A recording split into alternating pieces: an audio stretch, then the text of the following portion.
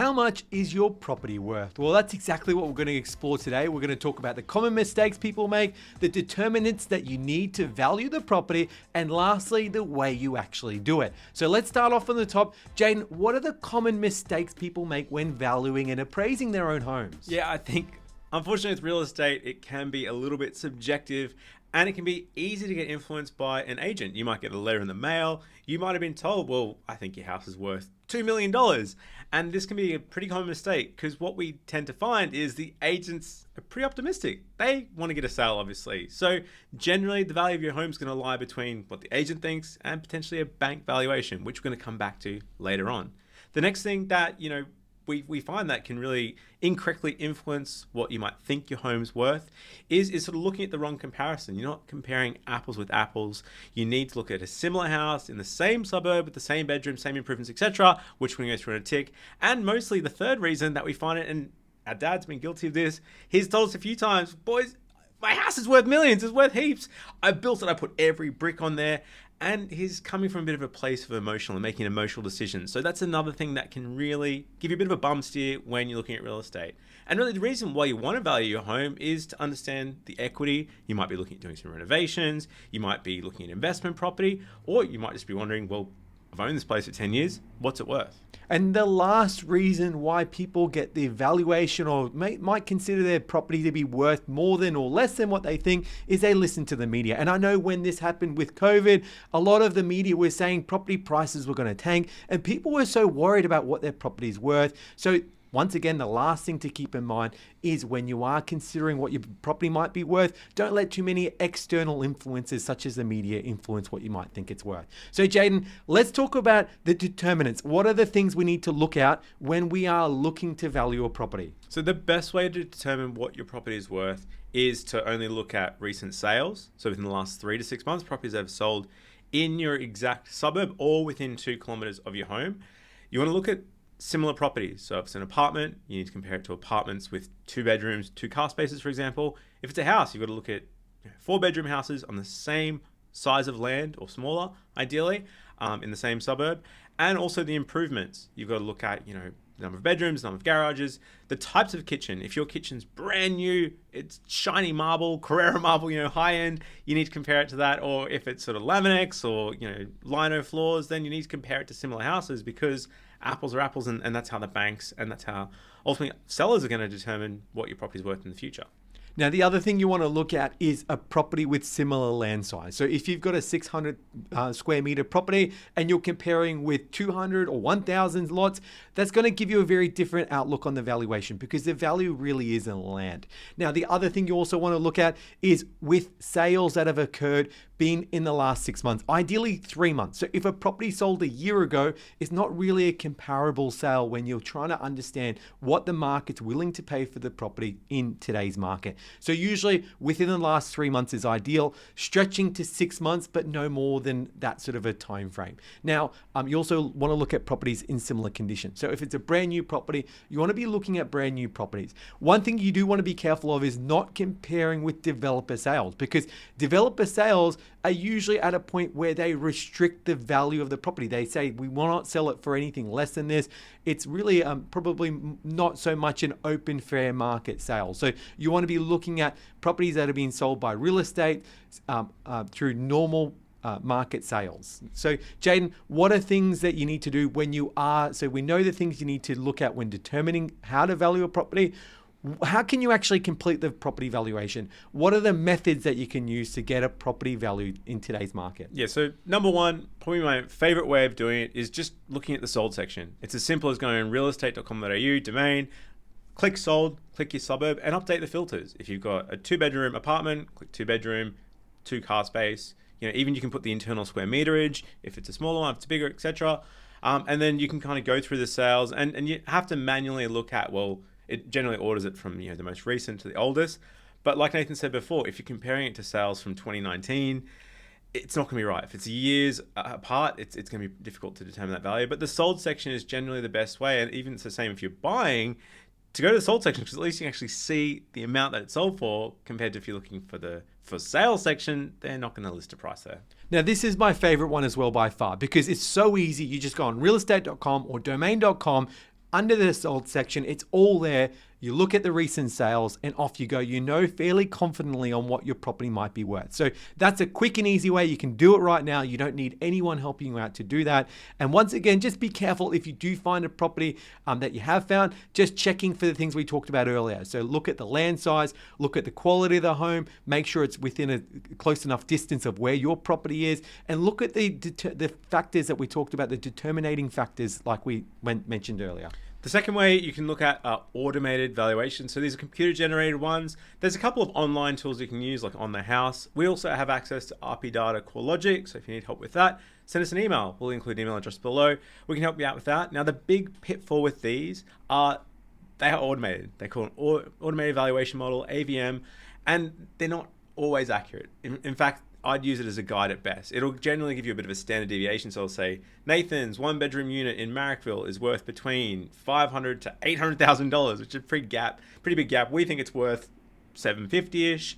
Here's some sales to have a look at, but it's really not factoring in the stuff I said before. The condition of the property, how old it is, if it's a brand new building, if it's an old one, the area, if it's on a train line, if it's on a main road, stuff like that. That really does make a difference with the sale value. Now, the key here is with those RP data reports is it is looking at comparable sales. So once again, when you read the reports, I think it's usually page 5, it's got the comparator sales it's used. If it's using properties that are more than 6 months old, that's where you can have such a disparity in what it's giving you as an appraisal to what the market might be doing. So definitely RP data reports are good. We can do them for you. If you'd like one, hit us up. But it's also wise to take them with a grain of salt, because a lot of times if they're using old comparative sales, they're not so great. And this is where the first step we talked about earlier, where you're going on realestate.com and looking under the sold section, it's pretty much doing what the RP data report does, but in a way that you're sort of controlling it yourself. Jaden, what's the third way you can value a property? Yeah, the third way is getting a bank valuation, which as a mortgage broker, we can help you out with. Now, the caveat here, again, is different banks have different ways of valuing properties. So you might have seen online, some of the bigger banks, CBA, NAB, have their own automated valuation models, which in some cases can be massively optimistic. They can be hundreds of thousands of dollars or more than what potentially property is worth in the current market, because it's using such a big data set, such a big model. It's just saying, well, it's a house in Mossman and we think it's worth this based on the median house price. So they can be pretty optimistic sometimes. They can be completely wrong in other cases. I've had some where people have built a nice 4-bedroom brand new home, and because the bank's model thinks it's still a block of land, it's way off. It's completely wrong. And that's where you look at the next type of valuation, which is either a curbside, a drive-by, or a full valuation where the bank physically sends someone out to your home. And these tend to be middle of the road conservative. They're not super optimistic, they're not mega pessimistic, but they're kind of fair, and they're probably below potentially what market value is, because it's what the bank thinks they're going to sell your property for. Now remember, the bank valuers are looking in their rear vision mirror. They're only looking at previous sales, as we talked about earlier, within the last 3 to 6 months of actual properties sold that are similar to yours. So if the market's moving upwards, sometimes those valuations can be conservative. And I had a mate, Navjot, he sold his property, and before he sold his property 6 months prior, he got me to do a bank valuation because we did a small increase on his loan. That valuation came in at $430,000 at the time. When he sold his property, he was actually to sell it $50,000 more than what the bank had valued it at previously. So, I mean, there was a big disparity in what he actually got valued versus the current market at that stage. So, and even when he got that bank valuation, he was bitterly disappointed because he thought his property was worth way more. Once again, the bank valuation is a good estimation of what it might be worth, but in the same token, it can be a little bit like looking in the rear vision mirror, because they're looking at sometimes old sales of comparative properties that will bring your property price down. And this is where you got to realize what the purpose is. The bank's purpose is not to lose money. They don't want to go out there and risk valuing your property at $10 million when it's only worth $1 million, because if something goes wrong, they have to sell up, they're not going to get $10 million. So the bank can be a bit more conservative. On the other side, and the fourth method is asking a real estate agent, these guys and girls can be pretty overly optimistic. So if you go out and ask a real estate agent, well, can you appraise my house? Can you tell me what it's worth? Very rarely are they going to tell you, well, it's worth less, because you're probably not going to want to sell with that agent. If they're going to get you $50,000 less than the bank valuation, you're going to say, well, forget it. I'm not going to look at that. I guess the positive thing with a real estate agent, getting them to appraise your house, is they can factor in the current market conditions, which the bank valuation and even the online sales won't do. If the agent's saying, well, we've found, over COVID, property in the market was going up 2-3% a month in some cases, they might factor that in and say, well, the previous sales are saying 550. We think we can get you 570 to 600. That could be fair. That could be reasonable. But don't go in there with your rosy colored lenses. You need to realize that they can be really optimistic. And this is where a real estate agent, I know we said at the beginning that you got to be cautious, and these are some common mistakes you can make by getting a real estate to appraise your property, but they can be useful in the event that you get 3 real estate agents out, you get 3 differing views, and also you ask them, looking at my property, is there areas I need to focus on fixing to make the property worth more? For example, they might all say you need to fix the kitchen because the areas that we're selling, in your area that you're selling, they're mainly first homeowners, young families, and they want a good kitchen. So, if you put 20,000 into a kitchen, it might give you a 50,000 return. So that's where they're really useful. But if they are giving you an appraisal, just be careful because it might be on the higher end of what the market might be offering. And we do actually cover this in another video on renovations, but if you are looking at doing substantial renovations and you're not going to be in the home forever, or you want some tips on where to spend the best value, real estate agents are great like that. Like Nathan said, you can go and say, well,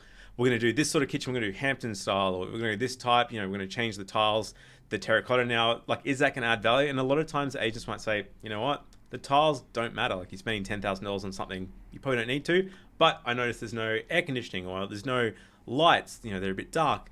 You could change the light fittings. That stuff can add more value. So that's where the agents can help get a quick answer, because every area and every suburb is different, like we covered at the beginning.